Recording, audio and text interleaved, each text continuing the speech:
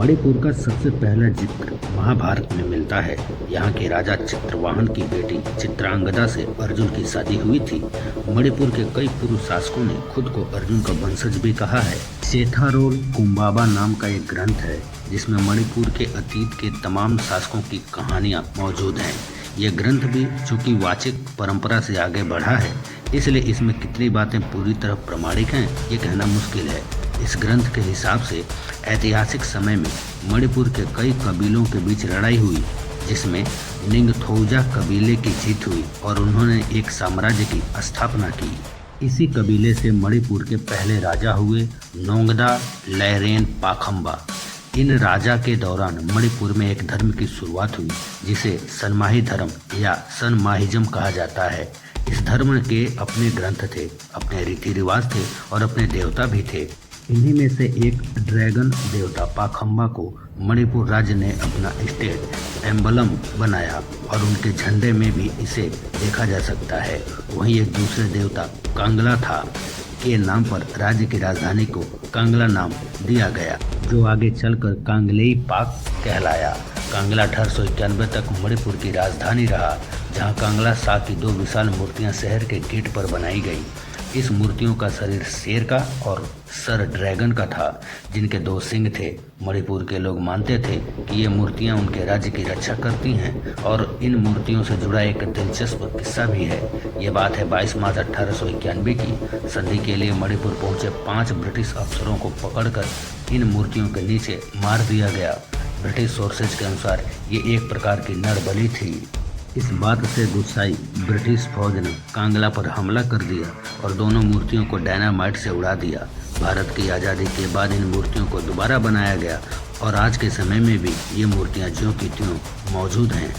इतिहास के पन्नों में मणिपुर के समय समय पर अलग अलग नाम बताए गए हैं। कभी इस राज्य का नाम कांगलेई पाक था तो वर्मा के लोग इसे कथे कहते थे, जबकि असम के लोग मोगली नाम से बुलाते थे। कहीं कहीं मणिपुर का नाम मिकली, मैत्रबाक, कनलैपू और पोंथोक्लम भी पढ़ने को मिलता है। नाम जो भी हो, मणिपुर 17वीं सदी में उत्तर पूर्व के सबसे ताकतवर राज्यों में से एक था। तब वहाँ के राजा हुआ करते थे खागेम्बा। 1631 में जब चीन की तरफ से मिंग वंश के राजा चोंगझेन ने भारतीय उपमहाद्वीप पर हमला किया तो वर्मा जीतने के बाद वो सीधे मणिपुर की ओर बढ़ा। खागेम्बा ने न सिर्फ चीनी फौज को हराया बल्कि चीनी सैनिक को युद्धबंदी बनाकर अपने यहाँ पुलों का निर्माण कार्य भी करवाया, उनसे ईंटें बनवाई। उन्हें चीनी लोग चेक कहकर बुलाते थे। 21वीं सदी में भी मणिपुर में ईंट को चेक ही कहा जाता है। खागेम्बा के शासन की एक खासियत ये भी थी कि इन्हीं के दौर में मणिपुर में मुसलमानों का भी आगमन हो गया। खागेम्बा के एक भाई थे सालुंगबा। उन्होंने खागेम्बा के खिलाफ विद्रोह कर दिया, बंगाल के मुस्लिम शासकों से हाथ मिला लिया और कांगलेई पाक यानी मणिपुर पर हमला कर दिया। इस युद्ध में उसकी हार हुई, लेकिन कई मुसलमान सैनिकों को युद्धबंदी बनाकर मणिपुर में ही रख लिया गया।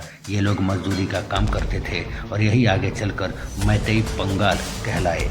खागेम्बा के शासन काल में ही पोलो के खेल को खूब बढ़ावा मिला। हालांकि पोलो यहाँ कई सदियों से खेला जाता रहा है और इतिहासकार भी बताते हैं कि पोलो की शुरुआत मणिपुर से ही हुई है।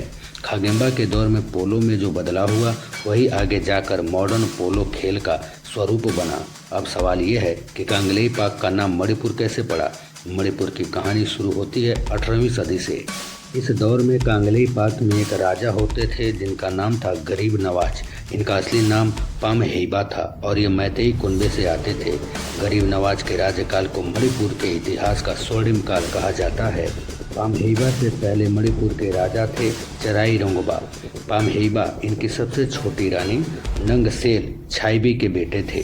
पामहेइबा की पैदाइश के वक्त सत्ता को लेकर खींचातानी थी, बल्कि मणिपुरी इतिहास के कुछ सोर्सेज के अनुसार राज दरबार में ऐसी प्रथा भी चलती थी कि सबसे बड़े बेटे के अलावा सभी बेटों को मरवा दिया जाता था ताकि कुर्सी को लेकर आगे कोई लड़ाई ना हो। इसमें कितनी सच्चाई है ये कहा नहीं जा सकता, क्योंकि मणिपुर के इतिहास की अधिकतर बातें वाचिक परंपरा से आगे बढ़ी हैं।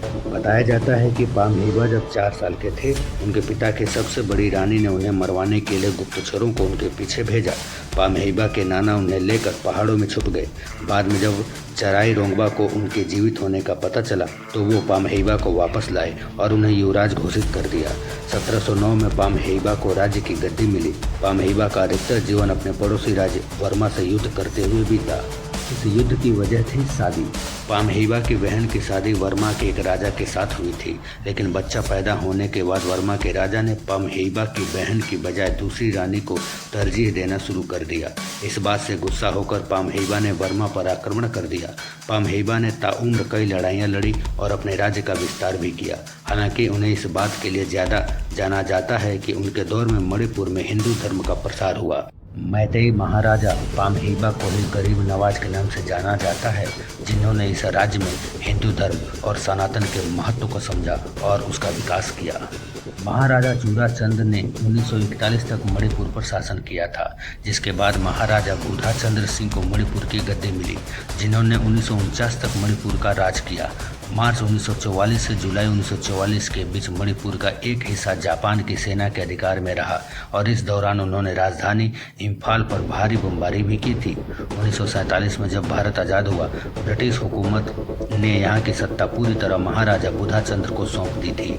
मणिपुर की आज़ादी का दिन 28 अगस्त को माना जाता है, क्योंकि इस रोज़ बुधाचंद्र कांगला पहुँचे थे, जहाँ जश्न के तौर पर 18 तोपें भी दागी गई थी।